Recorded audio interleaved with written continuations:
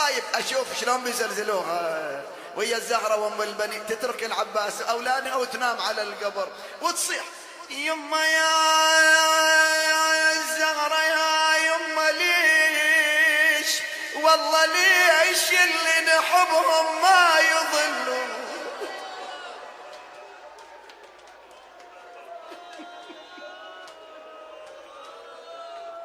شوف ما خاطبت العباس اللي نحبهم ما يضلون، خاطب الحسين.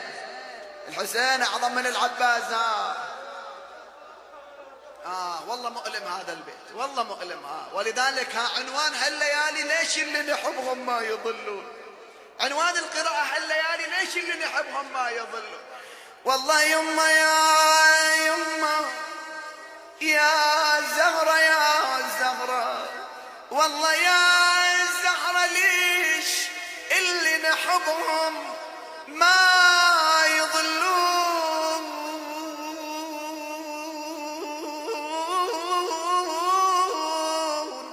ما يضلون والله يا زهرة جمرة ذكراهم يخلوها ويرحلوا.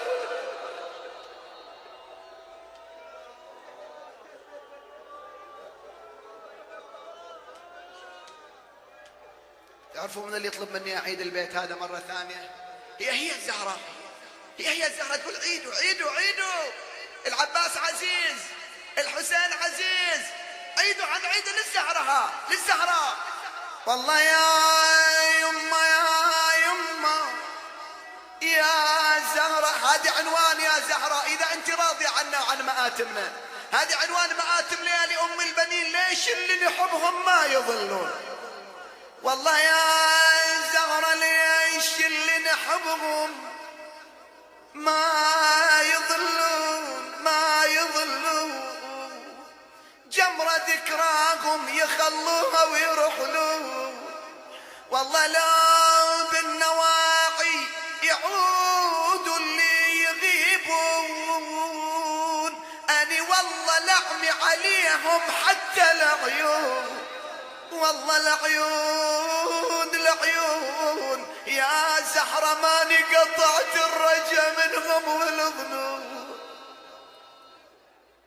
هذا حالها عش اقرا لكم بعد اكثر. هذا حالها وتنام الناس كلها تروح وهي تبقى في الشمس تنام على قبر الحسين وتجي الجارية اخر النهار. شوف هذا بالظهر تجي لها اخر النهار عند الغروب تشوف مرأة مغشى عليها تمام تصير تطبطب على يدها تقول لها قومي قومي يا أم البنين. ترفع راسها شنو تقول لها؟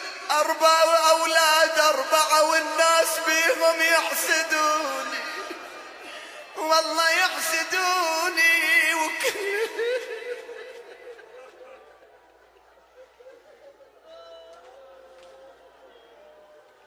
والله أولاد 4 والناس بيهم يحسدوني وكل الخلق يم البنين يخاطبوني وتالي بفرد ساعة يا وسفة فارقوني.